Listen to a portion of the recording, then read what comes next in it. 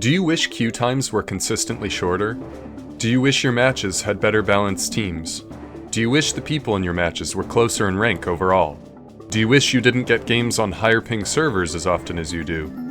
Do you wish the community wasn't so divided, and that tanks, damage, and supports could not only understand each other better, but be treated more fairly and equally by the developers? Do you wish you had more agency in your Overwatch matches? Well, then I've got an Overwatch format for you to vote for. Were you aware you're voting in Overwatch 2? Overwatch's first real political vote is already underway, and the most important part is about to take place. You're already voting even if you didn't mean to, so let's talk about how and why. Overwatch's format has changed several times over the years. These changes include the addition of hero limits, the introduction of roleq, and the change to a 5v5 format with only one tank slot. For the most part, these changes were implemented because the Overwatch dev team saw them as the best answers to the game's problems. They, however, aren't the same dev team they've always been, and currently they're looking to us players for some answers. Right now, the Overwatch dev team is considering another format change, and they actually care what we think this time. In this video, I'll give you a rundown on what formats they're looking at, alongside my own logic for what would be healthy for the game, the reason these tests aren't perfect, as we can't see some of the best benefits to these other formats unless they actually get implemented, and finally, and importantly, how to vote. Let's just jump into it. Realistically, Blizzard is only considering a few formats. There's some I'd love to discuss that don't actually have a chance of being implemented, and the level of implementation these changes see is dependent on a couple things, but after lots of thought, I do think one of their options may be the best possible thing for Overwatch right now, surprisingly. Let's just cover what formats are on the ballot right now. That means the ones you can vote for. I've organized them into a tier list, with C being our baseline for our current format, and all potential formats being compared to this average. Our first possible format comes in at the D slot, as the only possible format I would say is worse for Overwatch than our current one, Kingmaker. Yes, Kingmaker is a fun idea, making the lonely role of your team more powerful, but it has a myriad of problems. The most obvious should be that having one powerful solo role is just not healthy or fun. The reason I say this should be obvious is because that's literally what we already have, one big solo tank. Sure, this Kingmaker buff is more powerful even on tanks, but we've already had to live with the problems of a one-strong lonely role world, notably things like feeling like a punching bag for enemy attention, as well as friendly tank diff comments when you lose, and making the rest of the lobby feel inconsequential to you occasionally. Cite any forum thread or YouTube comment about how tanks right now are way too strong while still being unfun to play. My problems with Kingmaker, however, have nothing to do with this, and rather run much, much deeper. While I like the freedom of choice this mode gives, it fundamentally breaks a law of Overwatch that I think should never have been tampered with.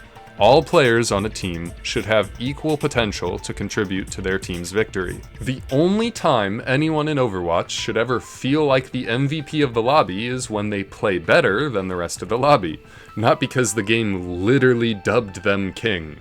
This mode is honestly the only thing I've seen recently that makes me question if the devs really do see what makes Overwatch special. In my opinion, what makes Overwatch a unique and awesome experience is primarily that it provides an equal opportunity field of skill expression for every type of gamer. Whether you're a strategic thinker, an FPS junkie, a wannabe ninja, a helpful friend, a lone wolf, a platforming legend, a no-thoughts head-empty aim pro, or any combination of some or all of these skills and playstyles, you have a place to shine in Overwatch. And originally, Overwatch made sure your skill set, no matter what it was always not only available to you, but treated equally to everyone else.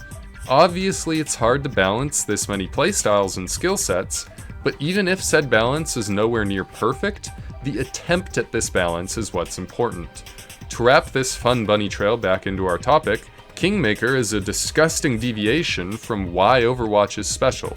If you want to argue that's the same for our powerful one-tank 5v5 format, oh yes it is! Kingmaker is just another step in the wrong direction, if not a potentially fun arcade mode that should stay in arcade.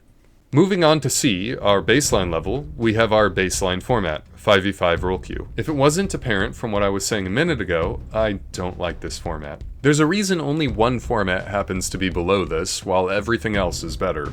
Actually, there are several reasons. I'd say the most obvious is that tanking became immensely less fun, much more stressful, and a counter-swap hell that's a lot less friendly to one-tricks and players with a small hero pool. I could talk more about the other ramifications that having one less tank exacerbates, but personally I see these all as cursory toppings to the actual dish of what's wrong with this format. Namely, that it's, again, a bastardization of what makes Overwatch good. Having one role relegated permanently to being the enemy team's only punching bag is on its surface unfun, and making them objectively stronger than the other roles comparatively is unfun. But making them culturally less important as a class is absolutely abhorrent. Tanking was already a masochistic endeavor in Overwatch 1 at times, but literally telling off-tank players they aren't wanted as part of the community, and that only one tank would be allowed in each team, whether it be getting left out of the friend group stack, fired from a professional team, or just left out to dry as your team's verbal abuse scapegoat anytime you solo queue, has to be one of the most disgusting changes I can even conceive of. If you've seen my original video on Overwatch 2, you'll remember that by definition, this was literally an example of Blizzard marginalizing a minority. Dark part is that now we know they were pros at that kind of thing. Gross. Let's move on to an actual happy topic and a better format. In B, we have the much desired 6v6 222 roleq format from the end of Overwatch 1. This format finally returns the beloved off-tank role, and solidifies each role as being just as important as each other, at least conceptually. Obviously, whether or not these roles end up being equally impactful will be up to balance, but again, striving for this equality will always be better than not even trying, even if it's in a separate but equal kind of way. Sure, 6v6 has its issues, and I'm sure there will be outcry about some things that 5v5ers already talk about, like whining that there are too many big boys eating their pew-pews and it makes them sad when the enemy team doesn't die, but that's always been a thing, all the way back to mass res. So long as we don't return to double shield Orisa Sig meta, I'm sure this will be a wonderful change. It's, however, not our best option. Hey, wait! I just wanted to ask you to sub, and wanted to thank all of you that subbed last time. It really means a lot. Since my last segment showing you Oink My Bunny, a lot has happened really quick, and sadly the videos you see now were sent to me over long distance. Due to immigration being a bitch, I'm not with my family right now anymore. All of our resources right now are going to reuniting our family. Anything you can do helps. Please do like and subscribe if you can, and if you're crazy, I do have a join button now. Thank you so much for helping this channel grow. You mean a lot to us.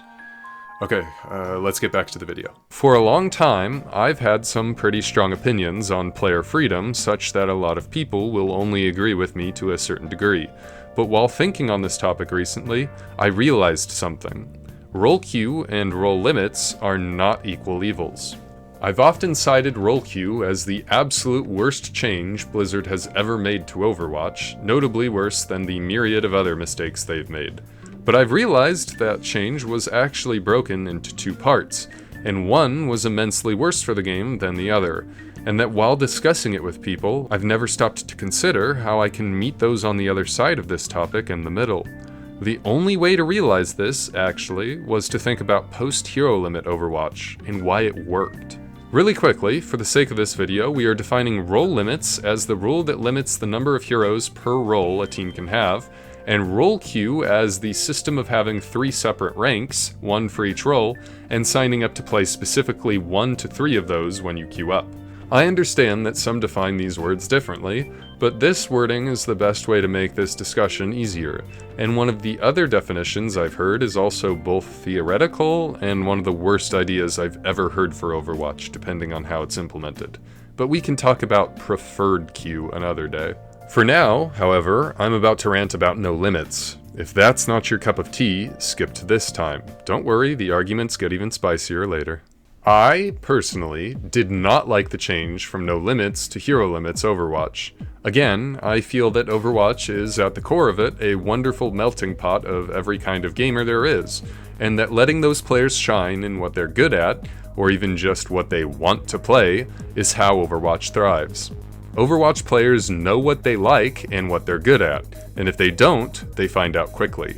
If your rebuttal to that is, my teammates have no idea what they're good at, shush, we're being nice here. At the very least, they know what they want to play. I used to believe it's never good for the game to impede on this freedom. Players should be able to do whatever they want, from one-tricking to playing mystery heroes mid-ranked match. I believe that your character skill expression is an integral part of what is being tested.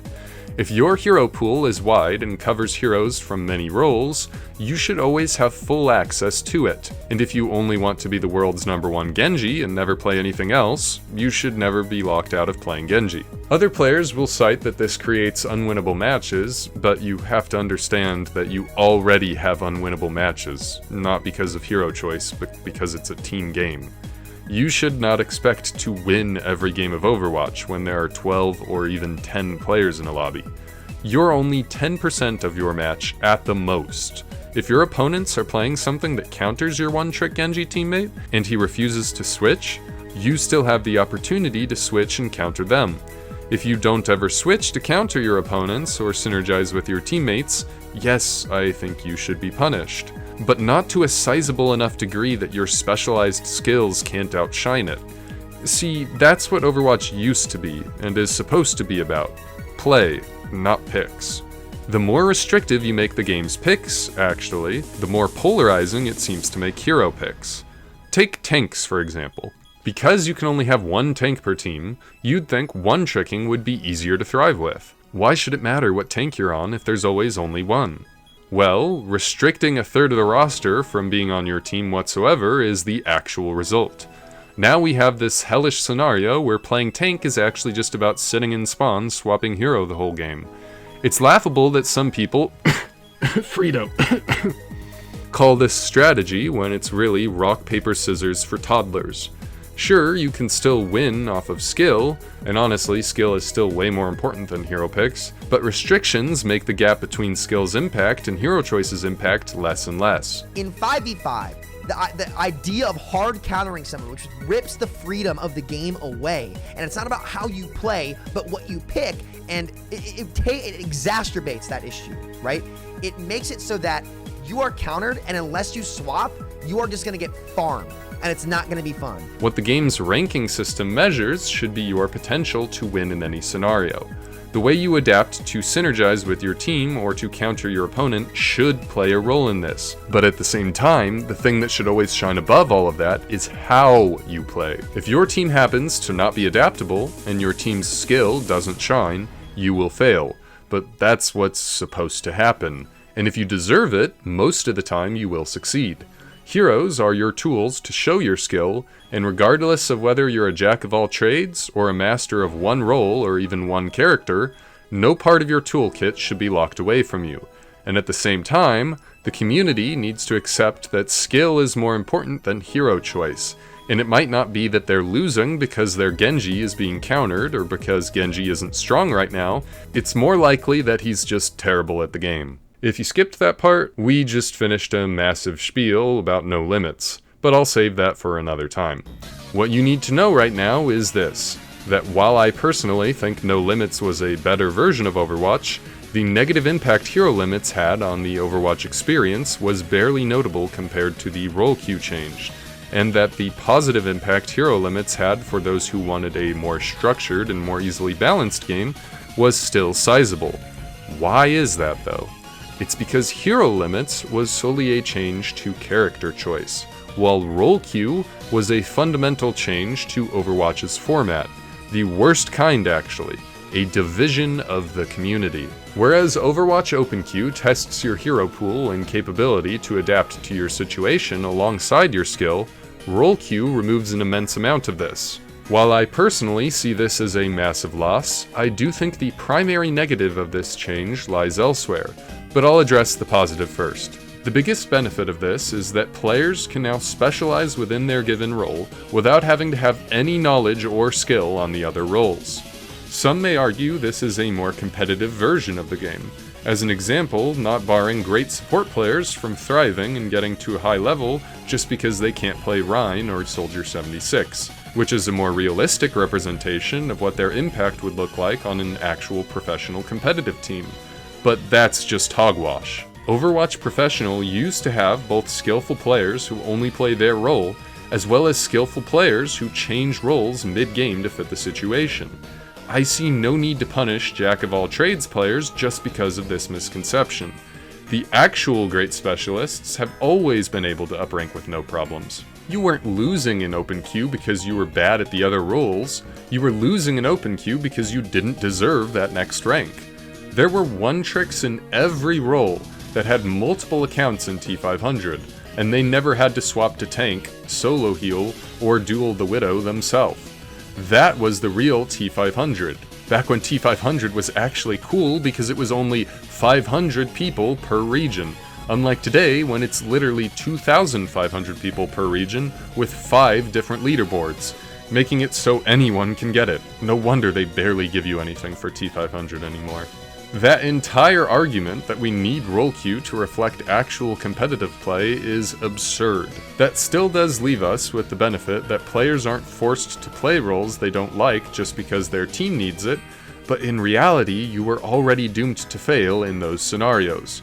Remember, not every game is winnable, and hero choice doesn't change that fact. To speak on player freedom again, I think it's important to look at the more obvious negative impact of roleq before we move on to the more complex. We need to address player freedom again. Yes, I bet most probably expected that to be my main point to why roleq is bad, but we'll get to that. First, since we already touched on why player freedom is important, let's talk about the effects of a lack of it within the context of a game like Overwatch. Sure, hero restrictions bar players from using their entire skill set during a match, which feels bad, but importantly it also completely denies them from addressing problems fully. That may sound a bit bad, but it makes for a much worse experience in the moment. Let's say, for example, your team is getting pulled to ribbons by an insane Widow, but you are on support. I learned from my Widowmaker video that this isn't always a relatable scenario given the average player plays in gold. But if you're typing up a message about how you aren't scared of her, just pretend you're a high rank for the sake of argument here, okay?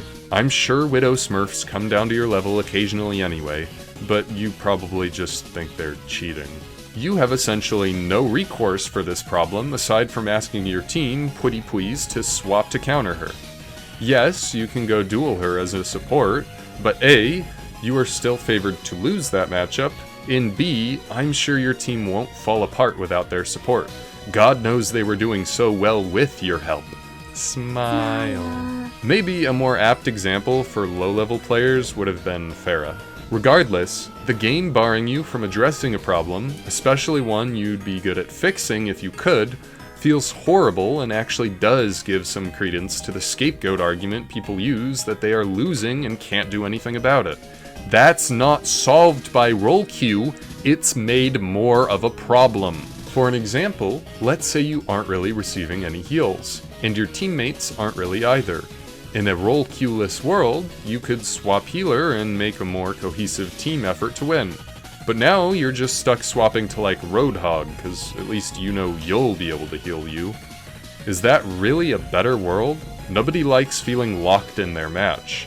And while people blame openq damage players for this more than anything, in reality, roleq exacerbates this problem extensively while masquerading as a solution to those who don't understand why they're losing. But that's the lesser problem, and even the removal of hero limits caused similar problems. But they honestly weren't that notable compared to roleq's main issue. So where, then, does roleq cross a line that hero limits doesn't?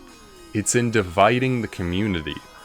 I'll start by addressing the more obvious impact this has on the game, queue times.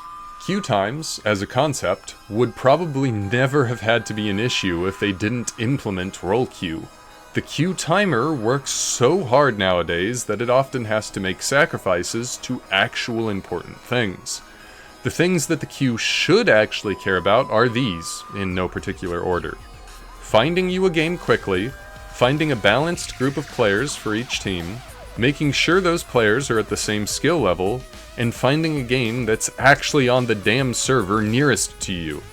I can't stand that this game still has no server choice option, but it's clearly because they're still trying to huddle together enough players for whatever role is bad this patch. If you feel any of these 4 metrics are not being done well, always remember that they could be done phenomenally, but roleq is preventing that. And if you ever miss having 2 tanks, remember that 1 tank was also caused by roleq. Roleq is the bane of Overwatch's existence. Moving on, however, there's a massive aspect to this that nobody talks about. Dividing the community is one of the unhealthiest things a game can do. Sure, we had support, damage, and tank players before, but they at least understood each other to some degree because they recognized whether or not they could just do what the other role was doing currently, and literally had the ability to do so during a match instead of just flaming. The strongest rebuttal to salty players complaining about damage not killing anything all game, supports not healing, or tanks getting diffed used to be do it yourself, which was beautiful because they either refused to and lost the argument on the spot for being a whiny baby, did it and actually saw how hard it was for that role currently, or did a great job defending their flaming and actually won you the game. How is our current scenario of just screaming at each other without anyone having to back up their flaming better? A divided player base never leads to understanding, it leads to tribalism. If you want to see how a divided community festers over time, look at Dead by Daylight. Killers and survivors treat each other like animals, but it makes sense. They can't understand each other at all, and they don't want to. Not the majority, at least. Honestly, though, possibly worse is that dividing the player base also gives devs the opportunity to favor or oppress groups. If you've ever felt that your role was treated like garbage in the patch notes, do you know why that was? It was roleq. Sure, the devs can change roles outside of roleq, but why should they care about your role? Clearly, the other 2 roles are screaming at Blizzard on social media more, so you get to have less fun this season. Or longer. Sorry. If you're sitting here defending roleq though, don't click off just yet. I do understand there's real benefits to it, even if I don't like it overall. The game has become a lot easier to balance, which makes things easier on the devs and therefore makes patches less frustrating. Also, roleq makes for less scenarios where the team's picks are just not capable of meshing. Honestly, I feel like the point of that was really just to get players to stop whining, only for them to blame individual hero picks now instead. At the very least though, players wanted more order, and now they have it. But there's somewhere we can meet in the middle. We don't have to divide the community to have structured games. All we need are these new role limits openq hybrid modes. This is the perfect place to meet in the middle, bringing the best of both sides. I should address something really quickly here. I see people say there is an openq, why don't people who like that go play it? 3 reasons. First is that we are here to discuss what's best for Overwatch, not just to say, go do your own thing. That's the argument equivalent of giving up. I don't just want to play a mode I like, I want the game I like to be as fun, competitive, and healthy as possible. To that end, I believe that reuniting the ranked community into one format rather than 2 individual formats is the healthiest option. It will, again, boost queue times and make the game feel more alive. And again, if your response to this is that we don't need to boost queue times so much, remember that any excess queue time health we have spills over into better balanced teams, more closely ranked matches, and even lower ping as you'll play on your own servers more often. Second is that the devs do not care about this mode whatsoever. You cannot, honestly, for real, believe that an overarching minus 150 HP to every tank is actually a real attempt at making this mode balanced and competitive. We're undergoing the first 6v6 tests, which aren't even a ranked mode yet, and those are getting more detailed attention with balance than this supposedly ranked mode. No, Ranked openq is neglected and barely real. Finally, third, the community doesn't care about this mode. Not only is it not the mode used for competitive tournaments, making it questionable why it's considered ranked at all outside of being a ranked arcade mode, but the players don't care about it either. I guarantee you that 90% of roleq plats would laugh at you if you said you were GM in Open. Not because they don't believe you or because you're bragging, which is admittedly kinda lame in most cases, but because they probably think they're better than you at the actual game. And to be fair, even if they're wrong about being better than you, they are right that roleq isn't a real mode. Sag. Now, let's get back to the topic of why dividing the community is bad. Have you noticed how comments on like TikTok, for example, are absurdly mean, illogical, and completely misinterpret how each other role should actually play? It's because they lack perspective because they are playing a completely different game. When everyone is in the same queue, their individual skill sets are tested against each other, measuring both flexibility as well as precision and understanding within their specific specialties. In roleq, however, you are only truly competing with those who play your same role, and the players on the other roles are merely tools for achieving your goals. Obviously, this isn't how you should treat them, but the game degrades them to this point by giving you a mutual goal without mutual means.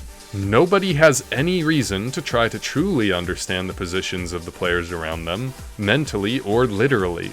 They also become a permanent scapegoat as it's easier to claim your brain-dead supports or damage or tanks just don't understand their role, when in reality, you don't and have no need to.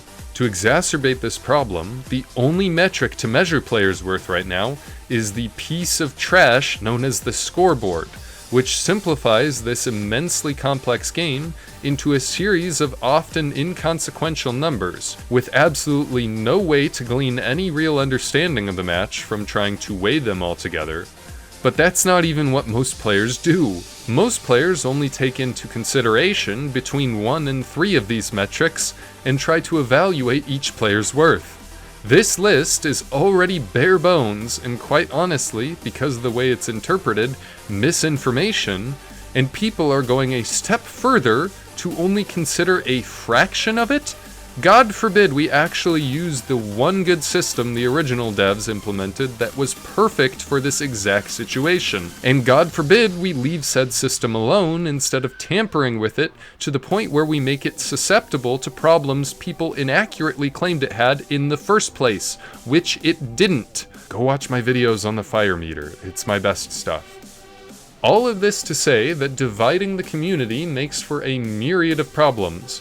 From poor matchmaking, longer queue times, a less fun, less creative, more counterpick oriented game, and a much more toxic community, which the devs' decisions, such as making this scoreboard openly visible and yet useless, only make worse. Holy shit. It is for these reasons that I want to unite the community into one primary format, and in order to do that, we have to meet in the middle somewhere and compromise just a bit. Nobody ever unites two opposed sides without either compromise or force. And the PI I hired to tell you roleq enjoyers was no help.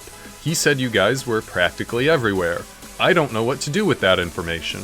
But seriously, the goal here is to retain the best of both sides. The best of roleq, the structure it brings that makes the game feel less like Damage Watch and less like Goat's Watch, while the good from openq is the Q, you know, not dividing the community and giving some love back to versatility and player freedom. Do I personally care about the benefits of role limits? Not in the slightest. I've literally never had trouble upranking because of my teammates' hero picks. But will it finally get people to stop whining about unwinnable team comps? Not in the slightest. Even with all the hero restrictions, they still do this.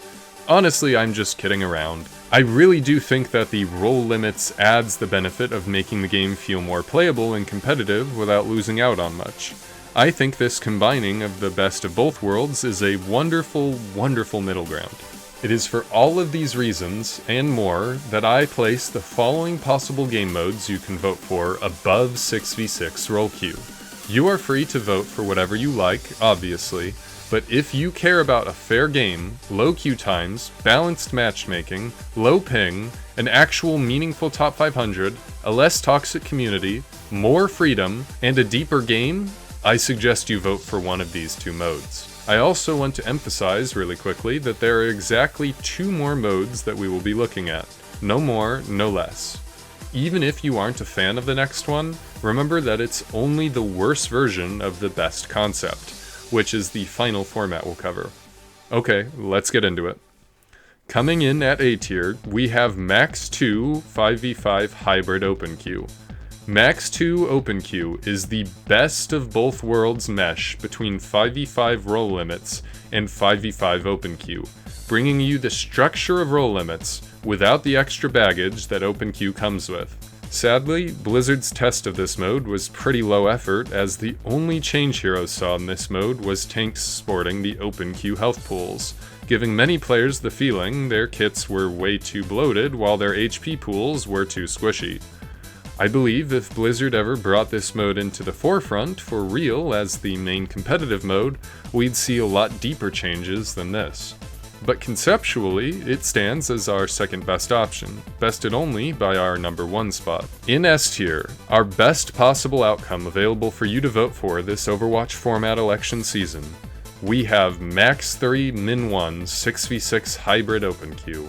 This mode is essentially a perfect world at this point. We've already touched on some of the best aspects of this format. It reunites the community, making things infinitely less toxic between roles, rewards a diverse hero pool without punishing anyone, makes queue times immensely healthier, massively benefits matchmaking to have both more balanced teams and closer ranks, reduces ping, gives players more freedom and agency, and is easier on the balance team than openq proper.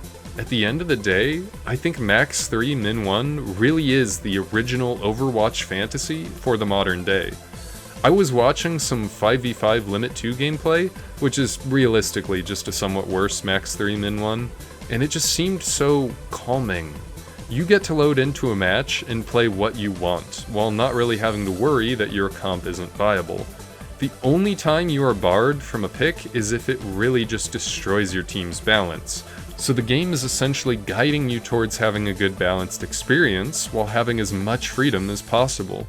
There will definitely be people telling you to swap because your pick supposedly sucks, but if Overwatch has taught me anything, it's that no matter what format, from no limits to roleq 5v5, your teammates will always think the reason they are feeding is your hero choice.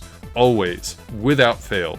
No amount of hero restriction will solve this. So long as you have even just 2 hero options, they'll say you're on the wrong one. And I'm sure naysayers are already typing up theses about how anything other than 3-1-2 is unplayable.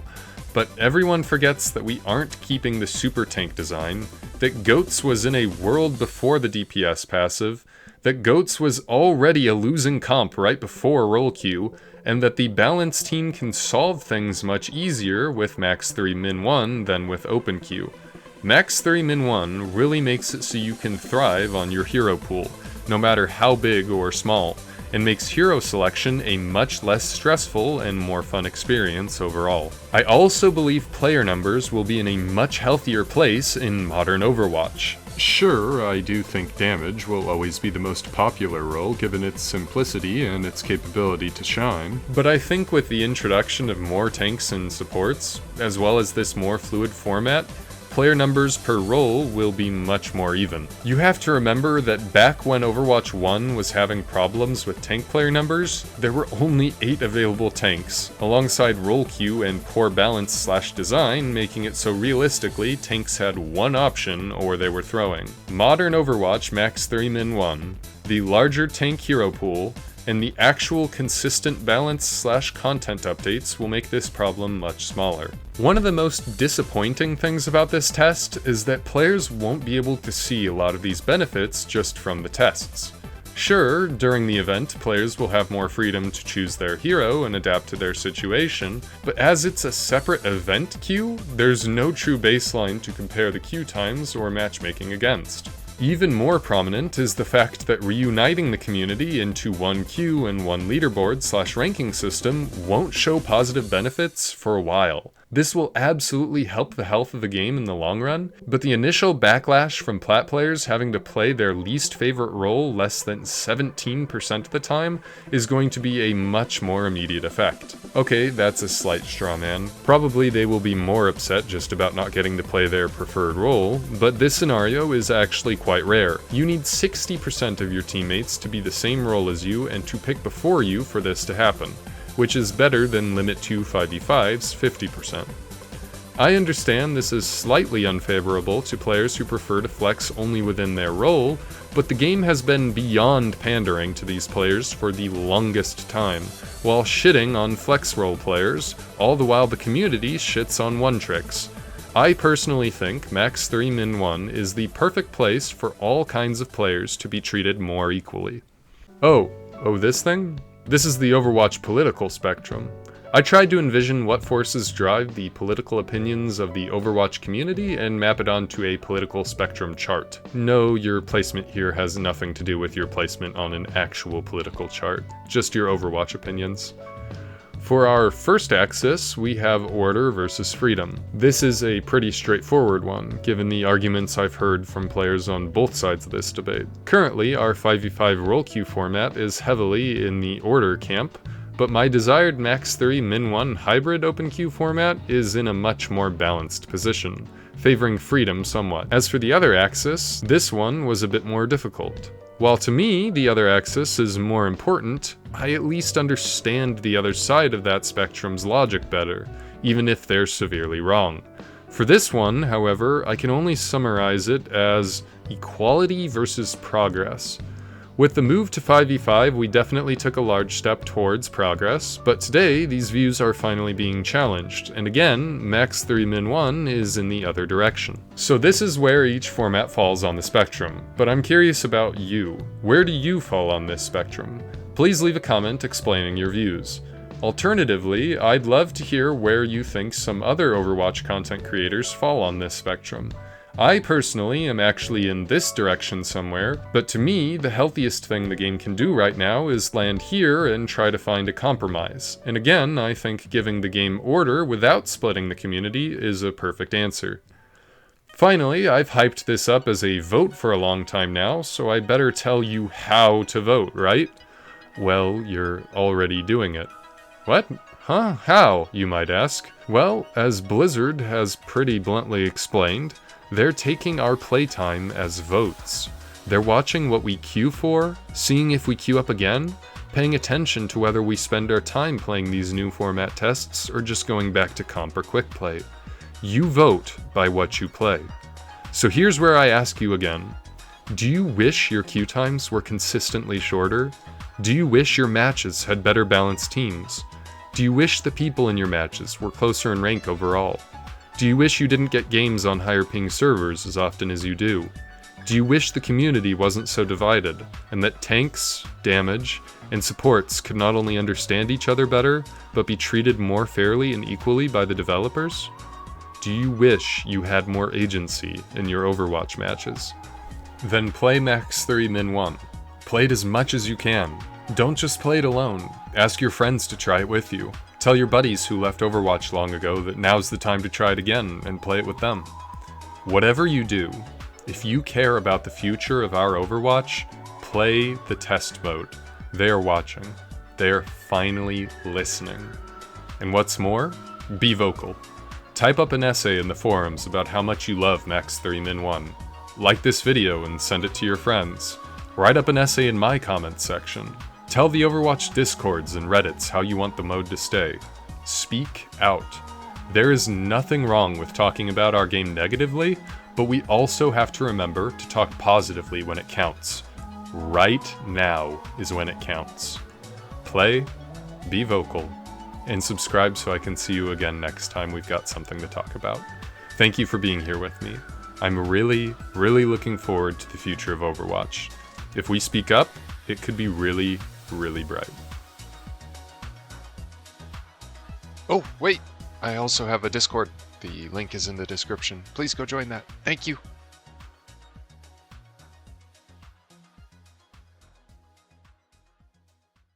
failed because poor and inadequate balancing. That's what I was told. I read it in my favorite gaming journalist website, Kotaku. Here's a quick play game where I'm trying to learn a melee hero named Magic. I'm trying to combo their Winter Soldier, who's basically Cassidy of this game. He's anti-dive.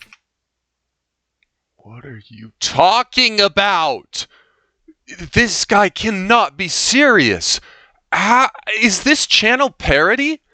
Everything he says is consistently wrong. Oh, hold on. There's no way. This guy is Cassidy? What, because of his hair? His gun? No, this is Cassidy. And it's obvious. A high damage, not so high fire rate, low ammo left click, hit scan. A right click that is multiple shots all within a short amount of time. A shift that they even mapped it the same way. A shift that gives you some mobility and some like protection from damage. A throwable stun. And an ultimate that makes you somewhat immobile. In this case, completely, basically. Gives you high damage that people have to hide from behind walls from it. And that gives you some form of vision behind walls. How is this not obviously Cassidy? How is everything that this guy says wrong? Is this like within the WKUK opposite day universe or something? Everything on this channel is always wrong.